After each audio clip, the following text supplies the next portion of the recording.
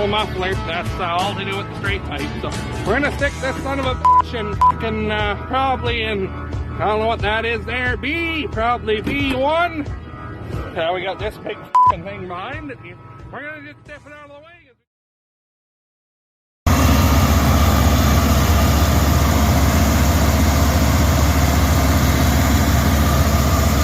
How's she going today, guys? Well, I got one complaint against that Massey as opposed to a John Deere. Oh, we're rolling away. Fucking heartbreak. It makes the old fucking PTO kick in pretty hard on that tractor. I'll just shut you off in gear then, if that's the game you want to play. The truck decided it needed to move forward, so anyway, we'll get this loaded and I'll bring you back. A pair of V8s. One sounds better than the other, but we'll fix that this winter probably.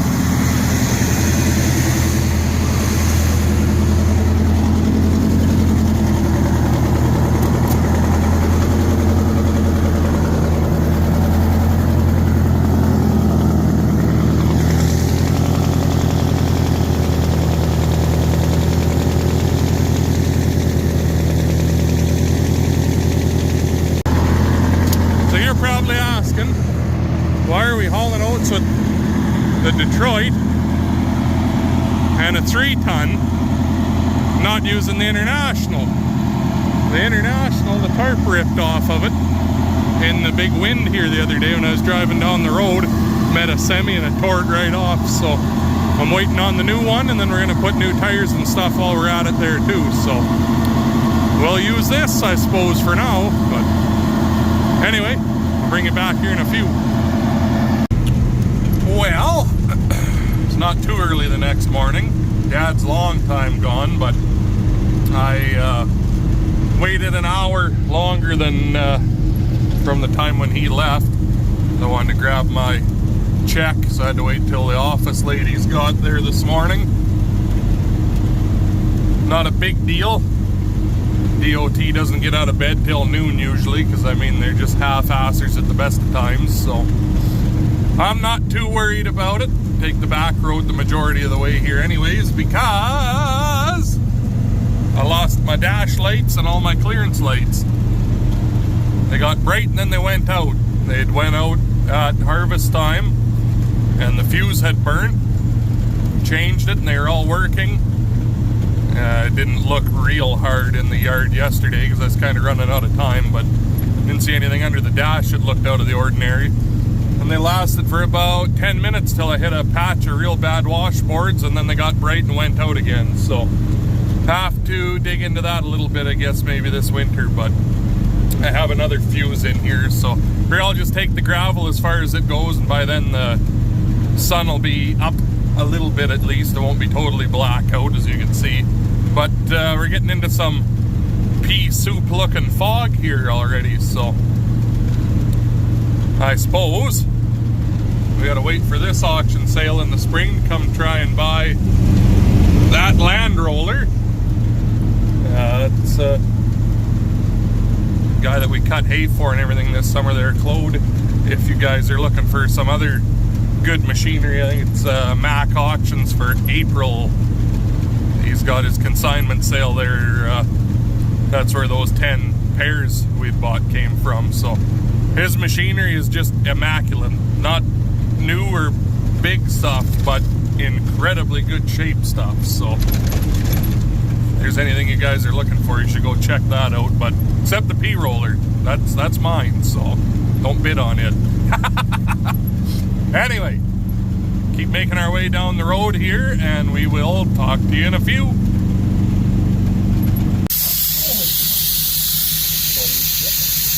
My kneeling pads were good for a bit there. Well, got all new rubber for the International. My fucking tire guy was supposed to be here at 1 and then 3 and then showed up at about 6. You know, I figured it out, eh? I forgot my watch. Oh, I don't know about that excuse, but I think it might have something to do with the fucking minions in the back seat. poor excuse is better than nothing, Rob. Anyway, so I got all new 11R 22.5s for the back. I put these recaps on, what, 6-7 years ago? And they're pretty much at the end of their road. They're starting to crack real bad in the sidewalls. Had one let go early in the spring and then one at harvest time here, so fuck it, all new ones, done. This is that new one that I put on. I bought a bunch of to match this tire. This one's got a season on it so far, but it'll be alright. And then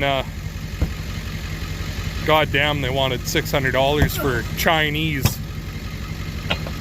whatever steering tire, and local guy in town had those.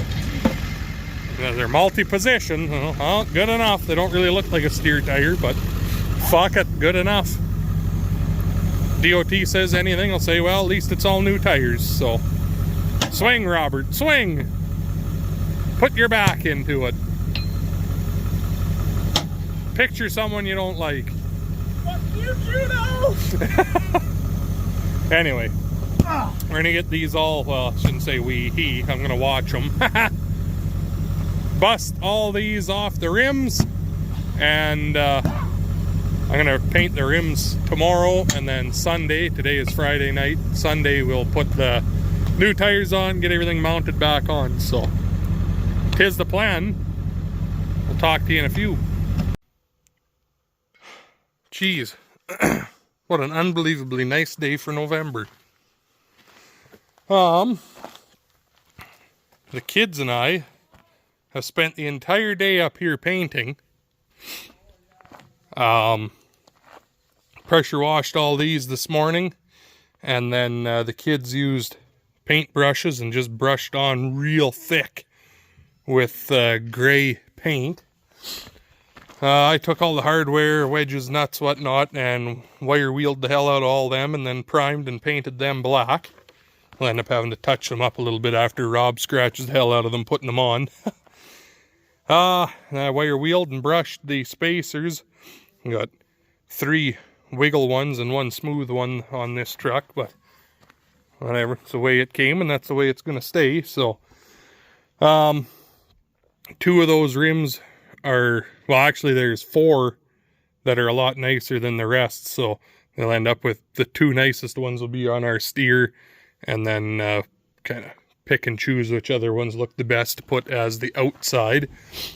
With the help from the kids, missed some fucking black there. Oh well, we'll touch that up here in a minute, but help of the kids, I wire wheeled the hubs here, and we painted them black.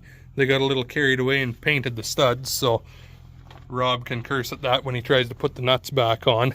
But I think it looks pretty fucking good for just brushed on black paint. And then I also cleaned up the rust on the fenders and just used a real fine brush. I just brushed it on the fenders. Whatever. Figure that looks a lot better than the rust that was coming. I did the rocker and the fender there. I'd like to paint the whole truck one day, but that's a little bit more of a job to do the box on it. You know what? If I had lots and lots of money, I'd like a whole new box. But maybe one day when we win the lotto. Anyway, this side here is a lot rustier, and it still doesn't look great. I cleaned it all up and painted it, but this is your side that always meets the traffic on the road, so even the box has a lot more rust on it. Like, I remember a few years ago we fixed all the sides, and we're going to have to do the front here. I want also to need something better for mud flaps. I don't know.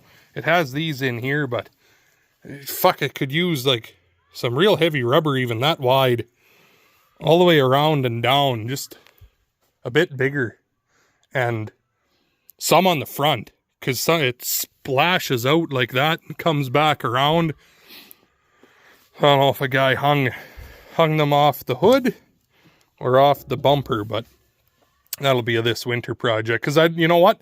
I'm not even going to have all that much grain to haul this winter. I got out the bulk of, I got a 10,000 bushels of oats to go. That's why I'm trying to get this truck squared away so we don't have, like I said in the video there, so we don't have to use the 3-ton for all of it like that. But got the majority out of what I'm going to have to haul, and then like 30,000 bushels of malt is picked up. And then there's 2 Super Bs of regular canola here for December that's picked up. And then our next area in that bin. And I think that bin that's also picked up. So Dad's bit of canola that he's got left, it's picked up. So I don't know, unless I sell, there might be a tandem load of canola left over.